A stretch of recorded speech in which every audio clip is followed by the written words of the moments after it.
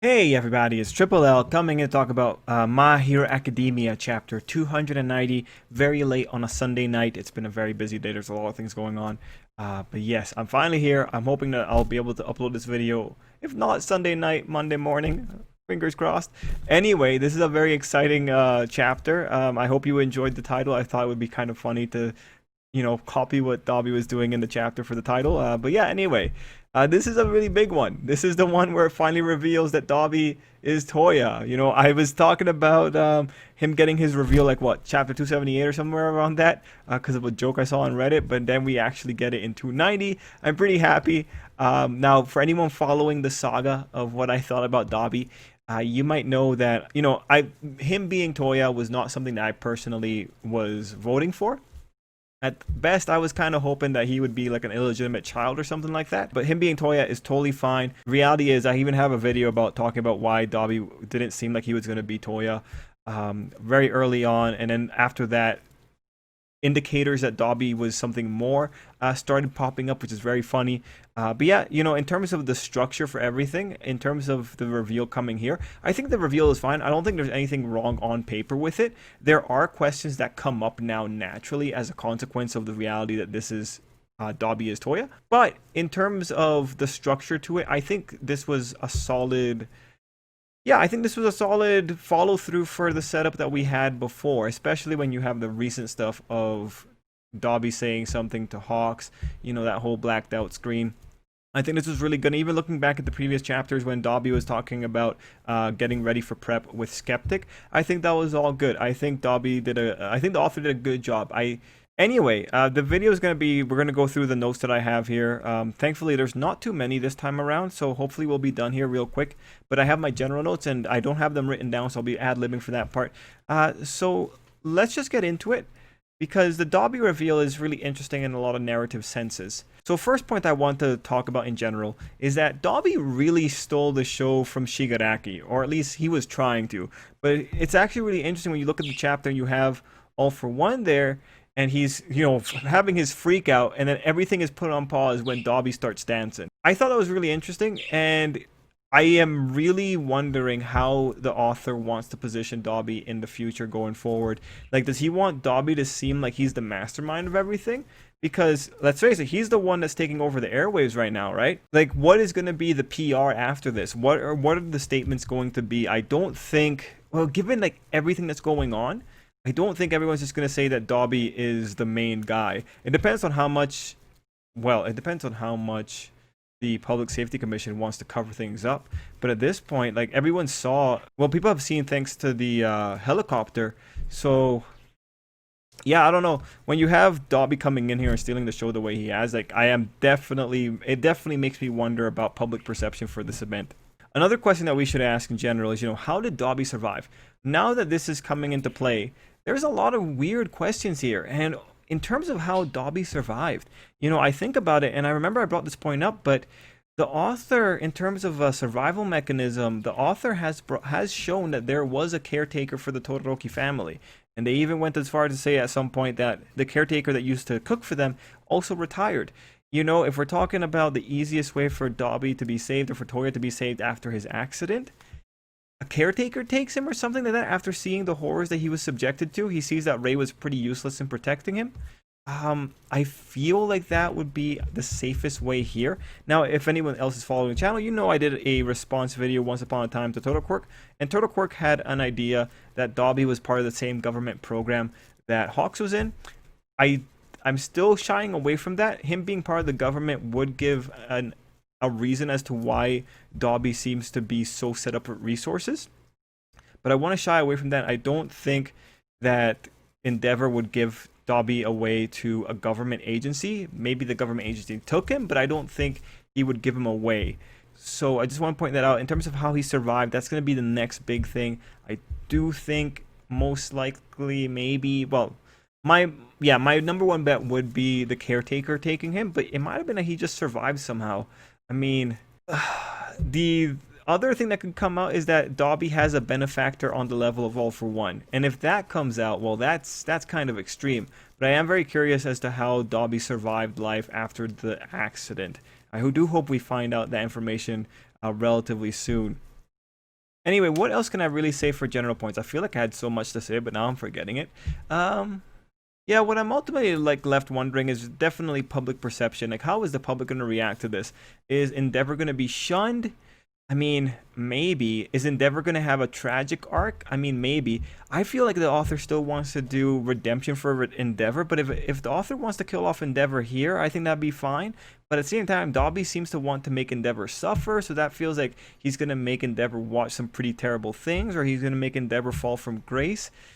I am curious as to what exactly is going to go down here, but like Dabi at the same time, like we'll talk about it in the video, but Dabi's done a lot of questionable things at this point, and people know about it, such that we might get a relatively nuanced response here from the general population. Actually, the general population reaction is really going to be one of the things we gotta look at, because like, are they going to be sympathetic to the fact that the heroes were outgunned? Are they going to be sympathetic to the fact that heroes died in the process? I mean, Crust dying, that, like, the idea of one of your number 10 or your top 10 heroes dying, that feels like that's something that would be impactful to society. But we should expect that there's going to be a lot of unfair criticism towards the heroes, because that just makes sense. I would say if the government has any part in how Dabi is there, that does take away some of the dramatic force on the heroes, and it would throw it more onto the government depending on how much that came out. But it doesn't seem like that's the case so far. One thing I do want to say, though, as we go forward into the future of Hero Academia, is that at the end of the day, this is the story of how Izuku became the great hero, right? This is the story of how he's telling this story. So the fact that Izuku gets to a point where he can still be a great hero, that tells me that society ultimately, even if it goes through a really dark period, comes out of it well enough for Izuku to be a great hero. Like, mind you, he has to be a great hero, so that means he has to save society. But at the same time, like, is Izuku really equipped to save society from its dark evils, or like from its subtle evils? There we go. Dark, well, as in obscured evils, but like the subtle evils. You know, the little things, like the things that happen to Spinner, the things that happen to Toga. Is Izuku actually capable of addressing societal problems at their root? I don't think so, right? Because he's a child. Izuku hasn't encountered these kind of societal problems, and until he encounters them, he doesn't have the nuance to be able to handle it. Heck, even the way that he dealt with Bakugo, he's not a person who is, well, you shouldn't expect a teenager in the first place. You shouldn't expect a teenager to be that kind of person. And even All Might had still interpersonal issues. And in reality, a lot, All Might created the current society, the symbol of peace era. But that symbol of peace era is also a symbol of laziness. With All Might leading the charge, everyone else got complacent. So we do have to keep that in mind. Man, I feel like I have so much I want to say, but I feel like I'm forgetting it. So apologies if I forget a big detail, and you can share with people in the comments down below. Anyway, in terms of the page-by-page walkthrough, this chapter actually gives us quite a few pages that I actually don't really need to talk about all too much. So thank God for the author calming it down on some pages.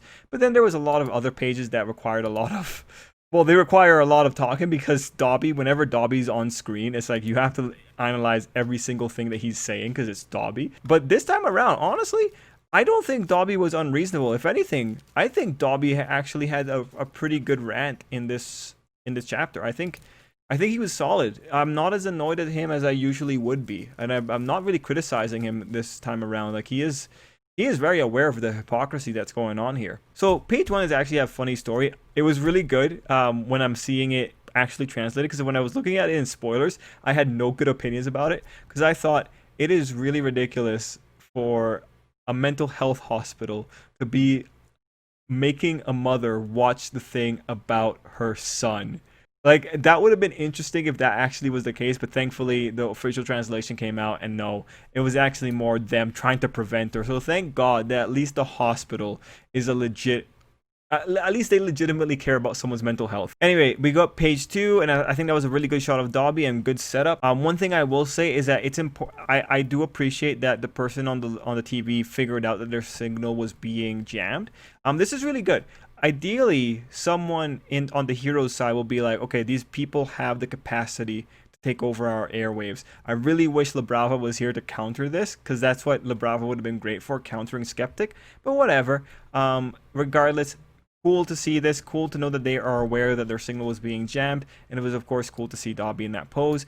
Page 3. So this was a really good page. We got to see Makia's distance from Shigaraki and them. And just, again, another good shot of Carnage. And we saw All For One taking enough control, so much so that he's activating quirks for Shigaraki. So at this point, Tomura is essentially a puppet. And we have the name for Rivet Stab. So it's actually cool to know what those tendrils are. It's actually interesting here about the auto tracking. It's cool to know that that thing is a capacity it has. And we get another big thing, that being the ordering of Makia to retreat. And I mentioned this last time, that All For One could pull the rug out from Shigaraki by simply ordering Makia to run away, and then Shigaraki can't do anything about that. And that would also make it very interesting for the All For One versus Shigaraki fight. A point of tension in the future for sure. But in terms of immediate tension, if Shigaraki decides to take enough control that he stops the order, then we might actually see a Shigaraki defeat here, because I don't think he's going to win unless All For One makes that order. But again, yeah, All For One, man. All For One. He has the control. I never doubted that guy for a second. One thing I do doubt now, though, due to the Toya is Dabi situation, I do doubt my conviction about All For One not being Izuku's father. But I really don't think the author doesn't need to do that. One obvious person's already enough. Let's not make All For One Izuku's father. Page 4, we have Shoto and Nejire approaching Tomura. So definitely this shakes me on my thoughts of Nejire being the traitor. But you know, that's still a valid fear, and again, paranoid fear. Nejire could be a method actor. But again, remember, paranoid fear. Anyway, something on this page I'm curious about is how All For One knows the names of the quirks and how he knows who to attribute it to, especially Nejire's. But given that All For One has the doctor, and given that All For One keeps an eye on Yue, given what he said about Shirokumo, and given that they knew about Eraserhead in general and that they were keeping tabs on him, it's not hard to say that All For One has a database or he's memorized strong quirks. But the worst case scenario is if he doesn't actually know the names of these quirks before going into battle. In that case, we could say that he knows them from search, but even then, that seems a little bit unrealistic. But yeah, the one that catches me off guard is Surge. Like, for him to know Surge and know to apply it to Nejire, because Nejire's Surge is not, that name is not immediately understandable from what you see what Nejire is doing. So, you know, I'm really hoping it's not because of search. And then in terms of justifying why All For One would go out of his way to memorize Nejire, well, she is one of the big three. I mean, it makes sense that you would keep an eye on one of the rising stars of UA, especially when UA has the sports festival. You know, if you think about it, you could say that the sports festival is Nezu's way of indicating to All For One what quirks they have if you wanted to make Nezu the traitor. But then again, you could just have Nezu just send files. It wouldn't be that hard. He's a superpowered rodent. Anyway, moving on. I don't think Nezu's the traitor. Page 5 is the Shoto and Nejire combo, which looked really good, and we have Endeavor yelling, which leads to page 6 and 7, the Makia arrival. So, little details. We see Ida is holding Bakugo, good. Nejire got hurt, and we have Todoroki flying over here. And then we have Bakugo saying that he needs absolute victory. Now, this one is actually really interesting. One, the idea of needing absolute victory, it adheres to Bakugo's character. But my question is Horikoshi setting something up? Because Bakugo is right about needing to achieve absolute victory. In this situation, the heroes need that. If they let the villains get too many wins here, the public perception on heroes will decrease and unlawful activity will increase, which is not what we want. So very interesting, especially considering that we might be seeing Best Genius relatively soon, if he's there. I do hope that Bakugo gets to do something, because then we can have like some kind of Best Genius Bakugo interaction, maybe, if he stays on the battlefield right now. And again, I think he's right. They do need absolute victory. I think Bakugo understands the situation really well. They need to make a strong statement here that the heroes can overcome anything, because that's going to help public morale. And again, what's ultimately changing in this chapter is the public perception. That's where all the onus is. So page 8, great page. First, this right here, the morale quirk is deactivated given everything is shrinking, and Makia is huffing. So we are finally seeing Makia's weakness once more. So this is it. This is an opportunity. What if the only thing keeping Makia up was the morale quirk? What if now that morale is down, the opportunity for Momo's sedative to take effect, well, it's right now. What if that's the case? One thing for sure though, Makia huffing now makes it feel like the backup that's coming in the plane could actually restrain him because he's tired. Really, I'm praying that Shigaraki doesn't give the command, so I'm praying that Makia gets to stay. And I hope we get an easy resolution here. I'm tired, man. I want to move on. Next, Endeavor is keeping an eye on Izuku, which was really good, and checking on Shoto. Now, Endeavor's line here in the Viz translation doesn't really make sense. I mean, here's my perspective. How is it Endeavor's fault that the giant, i.e. Makia, is still up? Like, that doesn't make sense to me. Hawks was the one responsible for Makia. So I don't understand that unless he's saying that he should have brought him down the moment that Makia arrived. But the man has a punctured lung. I'm not holding that against him. Still, I think him having this thought process was really good for Endeavor. I think it makes him feel heroic, which is great because Horikoshi needed to build that heroism up for Dabi to start breaking it down. Page 9 is the beginning of the Dabi page, and I just want to say I'm curious as to what exactly Dabi poured in his hair. I can't really tell all that well. Page 10. It's the Toya reveal. It's beautiful. I loved being spoiled on this. I loved how exciting this was on the live stream. Everything about the Dabi scenes in this chapter I think are beautiful. I think the author did a really good job drawing them out. It looks so good. They are so nicely done. Like, really props to the author. Anyway, this point about recognizing him, it was actually a really nice point because I was immediately reminded of the time that Endeavor couldn't see him clearly after the Nomu fight. So obscuring Endeavor's sight at that time was one of those narrative cues that definitely indicated to me that seeing Dabi was something that could not be allowed because maybe Endeavor would have recognized. So what I'm saying there is, the fact that Horikoshi blurred out Endeavor's vision of Dabi tells me that if Dabi was close enough to Endeavor, Endeavor would have recognized it. That's what the narrative tells me, not the story. That's what the author's choices indicate to me. Now, mind you, he might have just put that there just to give himself a way out if he decided against something in the future. Which again, I think it's ultimately good on him that he did that moment. Because if there's going to be a point about how someone recognizes Dabi in the future, it's good to have that base covered so that no one ever asks, well, why didn't Endeavor recognize him if you could see him up close, kind of thing. It's a look, all you gotta know is, like, from the writing perspective, I think that was a brilliant move, and it was cool to see Dabi talking about his whether or not people would have recognized him. Page 11, we see Dabi's burnt body, and I think it looks cool. I am very curious as to the injuries and what exactly happened. And in this page, Dabi also begins his pre-recorded video. So first, I love that he says he killed over 30 innocent people. Obviously, he's an accessory to much more death right now, but I love where he starts his rhetoric, and it's, you know, it's already super interesting. He's saying he wants people to know what made him be a dick. Now, this is interesting because he's aware of the fact that he did bad things. That's a really critical move. Acknowledging self-awareness, that makes a big difference. There's a significant difference between the person whose behavior is a lashing out in response to past trauma and a person who can say, I kill people because my father's cruel treatment of me drove me to do it. When there's a chain of thought that can be followed like this, it very quickly creates the counter that you know you're doing terrible things because of the feelings towards your father. Why don't you control your feelings? By doing this, Dabi's created a conscious line of thought, and that ends up creating a very interesting dynamic when we talk about how the public could potentially react to this. So I think the best way to say is, like, in this spot, Dabi creates an illusion that he isn't a puppet to his trauma and is instead someone taking advantage of the trauma to push him to do things.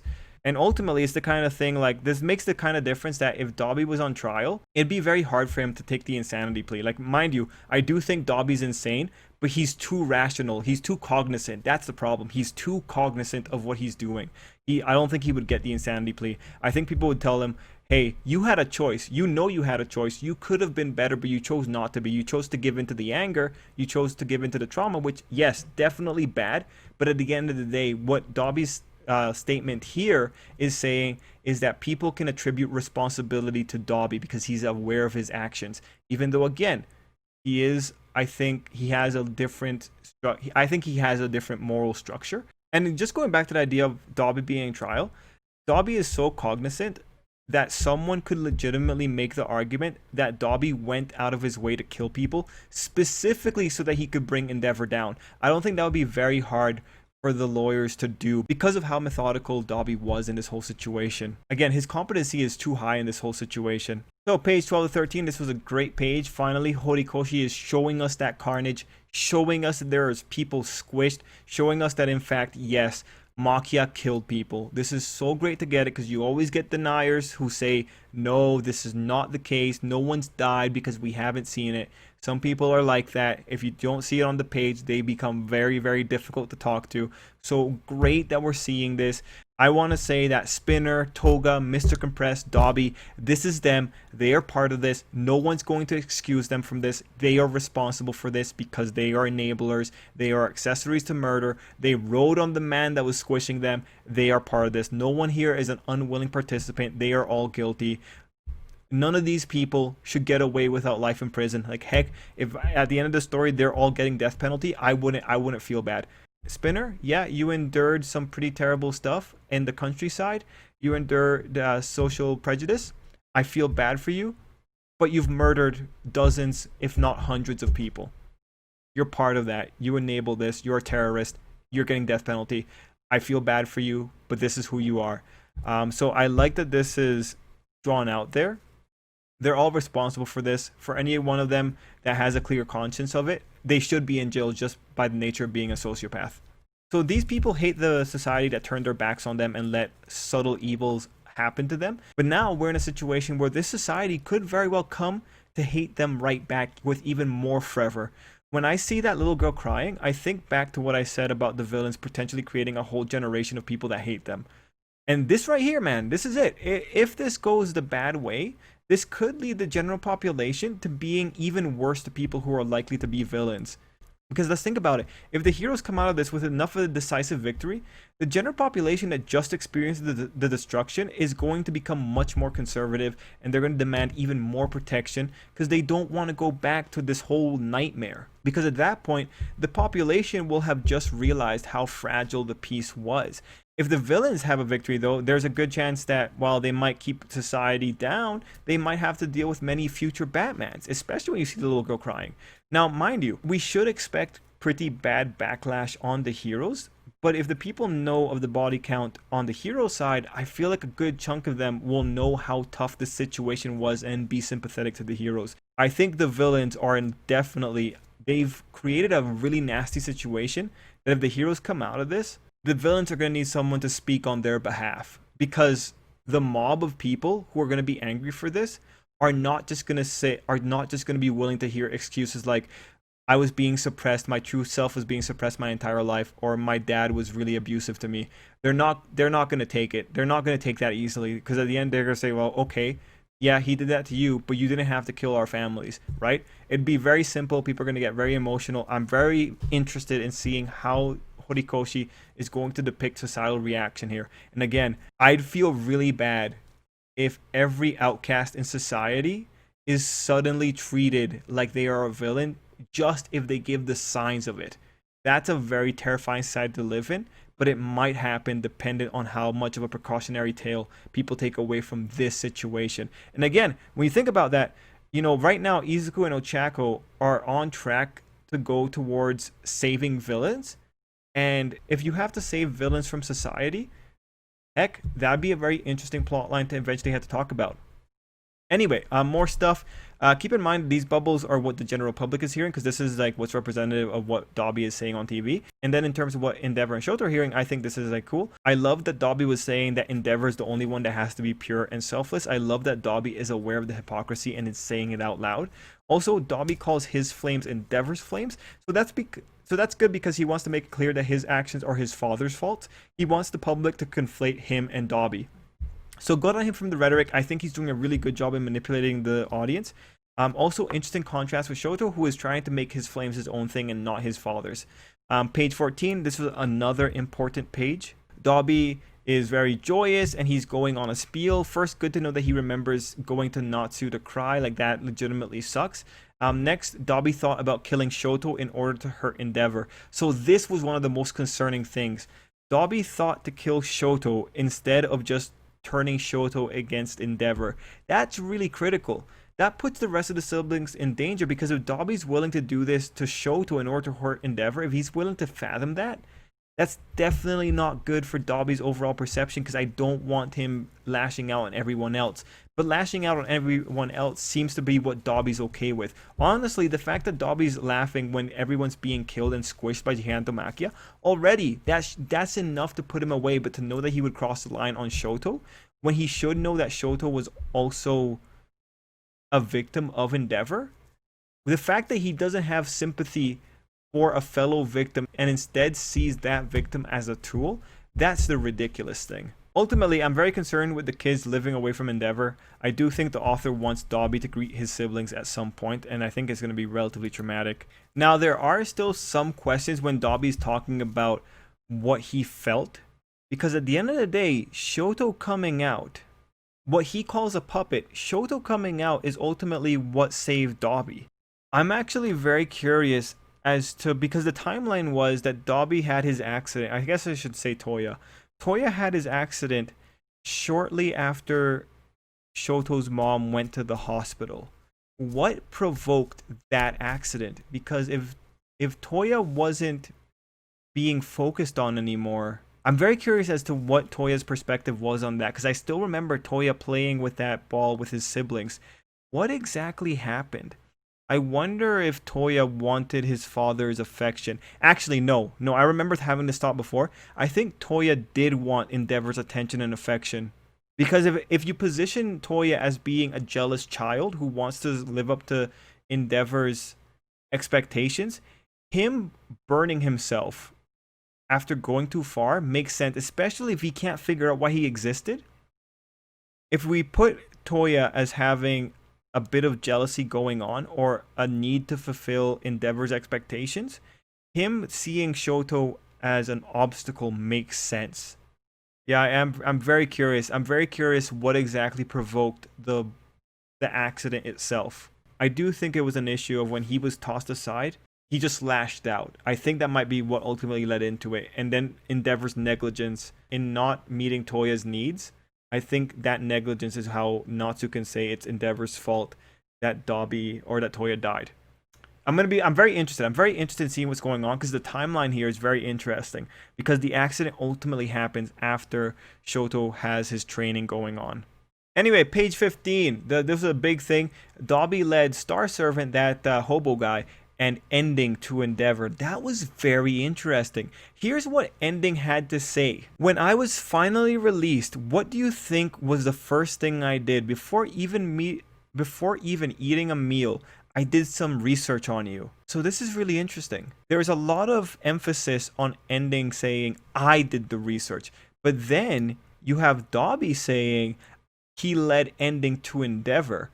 So that means that Dabi was most likely manipulating the situation. This is interesting because it makes Dabi feel like he has more influence, especially when you consider what Star Servant was saying. Star Servant was speaking in prophetic words. He wasn't speaking directly. So knowing how Ending phrased that whole situation in his internal thoughts, this actually really makes it more credible when Dabi says he's the guy that should have been watched. Because right now, Dabi seems like he got really busy in the background. So this is, again, like, props to Dabi. And we also have to remember that Dabi is someone that knows Hawks' name. So he has that, and he's someone who has the resources to manipulate other villains. It should be noted, though, that Dabi could be someone who is just really good at using other people's resources. I mean, if you think about it, he used Skeptic in order to send the signal out. He used the Doctor and the Nomu when he wanted to go mess with Endeavor.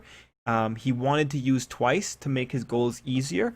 Dabi right now definitely is good at using people at the bare minimum. I think we can all agree at that. He's very good at using the resources available to him. What we're ultimately asking is, what is the source of the resource that allowed him to manipulate villains and allowed him to find out Hawks' name? Was he taking advantage of the Doctor once more, like he did with taking advantage of the Doctor's Nomu? Or was it something crazy like Dabi was part of the government or something like that? I don't know. Definitely, though, when it comes down to Ending, when Ending says, I was finally released, is Ending saying that he was legally released or that someone broke him out? We never really got a follow-up on that. And that might have been because the author didn't want to give it away. Right now, with Dabi saying that he led ending to Endeavor, it does feel like Dabi broke him out. Or Dabi has had something to do with his release, but it's hard to tell. It's kind of vague. And keep in mind that vagueness, because the fact that the author is keeping it vague might be saying that he has a trick up his sleeve. Anyway, the rest of the page was just Dabi really setting up that he wanted to hurt Endeavor. I do think he has like an obsession with Endeavor, and I think Toya being jealous about Shoto might be an interesting way. Yeah, you know what? I think I really sold myself on the idea that Toya was having a life purpose crisis. Last relevant page for me was page 17. At the bottom, you can see that plane is on its way. So right now, that plane is kind of serving like a countdown. I'm glad that the author's reminding us, but like I can't tell where that plane is with just the cityscape. So I hope things go down. I hope Dabi gets the wind taken out of his sails immediately with Maki getting stopped. I think that'd be very funny. But yeah, when it comes to the plane, it seems like the author wants to make use of it. And now with Bakugo saying that stuff, I really hope it's Best Jeanist on there. Anyway, also worth saying at this final page is that I love seeing Shoto and Enji just fall into shock and horror as Dabi has his episode. So cool stuff. But yeah, Dabi's definitely unhinged. So that's it. That's the chapter. Ultimately, you know, what I'm seeing here is just stuff that makes me want to say, you know, the villains need to go away. They are all responsible for many people dying. I don't really care. Well, no, I feel bad for Toya. I feel bad about the Toya situation in general. But I'm not gonna just say that you get a jail out of free card because your pops was horrible to you. Yeah, no, you're not getting that. If you were a little bit more crazy, a little bit more unhinged, it would be a different story, but Dabi is a little bit too cognizant here. Yeah, no, man. I'm very excited to see where this goes now. Now, what I'm looking at here is like, is Endeavor going to die, or is Endeavor going to be kept alive to see his legacy, to see everything around him crumble? If I was Dabi, I want to make Endeavor suffer, right? Killing Shoto, Dabi brought it up. Killing Shoto would be a great way of making Endeavor suffer. But are we really going to get that? I don't know. It's going to be very interesting as we go forward here. Yeah, I think if Best Jeanist comes, honestly, I think Best Jeanist is going to be the #1 hero. Like, I mean, if Best Jeanist succeeds, I think all of society is going to be like, oh, thank God Best Jeanist stopped this. But again, the big thing that I see here is that if Higanto Makia falls and the sedative takes effect, I definitely am going to see that as that also being, well, it was a product of everyone's efforts. We got to the situation as a product of everyone's efforts. I am worried about how society is going to interpret what happened here, especially now that Dabi is pretty much making himself seem like he's the big guy. Oof. Exciting times. Guys, let me know what you thought down below. Until next time, I hope you have an absolutely great day. I know the next round of spoilers is going to be crazy.